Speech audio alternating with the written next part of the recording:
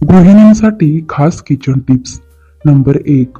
सुगंध यावा यासाठी दही विरजताना त्यात कढीपत्त्याची 2-3 पाने टाकावीत. नंबर 2. बुंदीचे लाडू उरल्यास दूध घालून त्याची खीर करावी. ही खीर चवीला छान लागते. नंबर 3.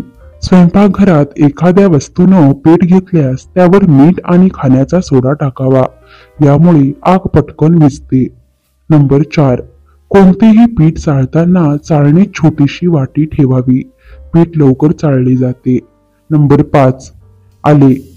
आले स्वच्छ करून फ्रीजरमध्ये ठेवल्यास अधिक काळ टिकते. तसेच सहज चिरता वा किसता येते. नंबर 6.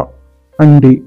अंडे उकडण्यापूर्वी पिनेने त्याच्या कवचावर अगदी लहानसे छिद्र करा. उकडल्यानंतर अंड्याचे कवच सहज काढता येईल. नंबर 7.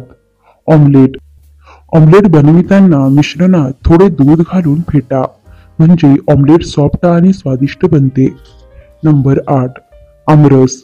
आमरस किंवा आंब्याचे कोणतेही पदार्थ धातूच्या भांड्यात साठवून ठेवू नका. त्याचा रंग बदलण्याची शक्यता असते. नंबर 9. आले लसूण मिरची पेस्ट. आले लसूण मिरचीची पेस्ट अधिक काळ टिकून राहावी यासाठी त्यात मिठासोबत 1 चमचा गरम तेल घालून चांगले एकत्र करा. पेस्ट स्वादिष्ट होते. बदाम. बदामाची साले सहज निघावीत यासाठी 15 ते 20 मिनिटे गरम पाण्यात भिजवून ठेवा. बटाटा. बटाटे आणि कांदे एकत्र ठेवल्यास बटाटे लवकर खराब होतात. लोणची टिकवण्यासाठी काही उपाय. लोणच्याचं नाव घेतल्याबरोबर तोंडाला पाणी सुटतं.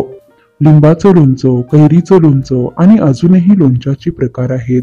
पण काही जणांना ही तक्रार असते की त्यांचे लोणचे वर्षभर टिकत नाही. लोणची टिकवण्यासाठी काही उपाय. नंबर 1. सर्वप्रथम लिंबू किंवा कैऱ्या स्वच्छ धुवून स्वच्छ फडक्याने पुसून घ्या. नंबर 2. ज्या बरणीत लोणचं भरायचं आहे ती बरणी सुद्धा स्वच्छ धुवून कडक उन्हात 3-4 तास वाळवून घ्या. नंबर 3. विळी किंवा चाकूही स्वच्छ धुवून उन्हात वाळवून घ्या. नंबर 4.